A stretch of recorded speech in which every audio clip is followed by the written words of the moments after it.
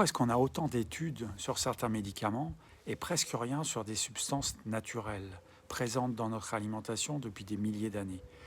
Posez-vous vraiment la question. Nous finançons des systèmes entiers de recherche avec de l'argent public censés servir l'intérêt général. Et pourtant, quand une substance naturelle simple, peu coûteuse, non brevetable commence à susciter de l'intérêt, la réponse revient souvent comme un réflexe. Il n'y a pas assez d'études. Très bien, mais alors posons la vraie question. Pourquoi n'y en a-t-il pas? Parce qu'une étude clinique sérieuse coûte extrêmement cher, des millions, parfois des dizaines de millions.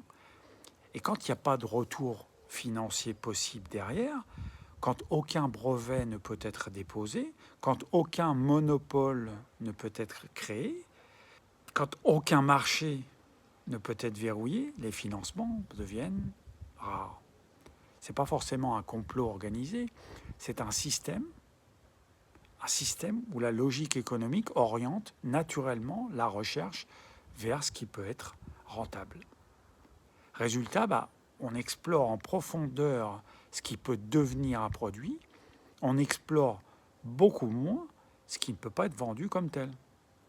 Pendant ce temps, des substances présentes dans l'alimentation humaine depuis toujours, parfois impliquées dans des fonctions biologiques essentielles, restent en marge.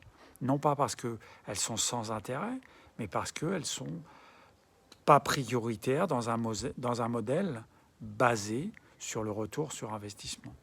Et là, il faut être précis. Dire il n'y a pas assez d'études, ça ne veut pas dire ça ne fonctionne pas. Ça veut dire on n'a pas encore investi les moyens nécessaires pour savoir.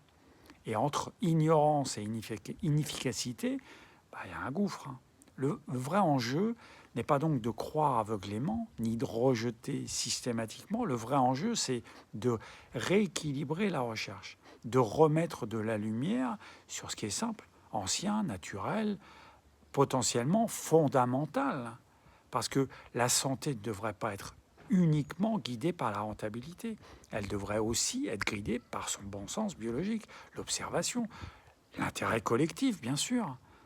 Et tant que cette question ne sera pas posée clairement, on continuera à explorer intensément certains chemins, tout en laissant d'autres presque dans l'ombre.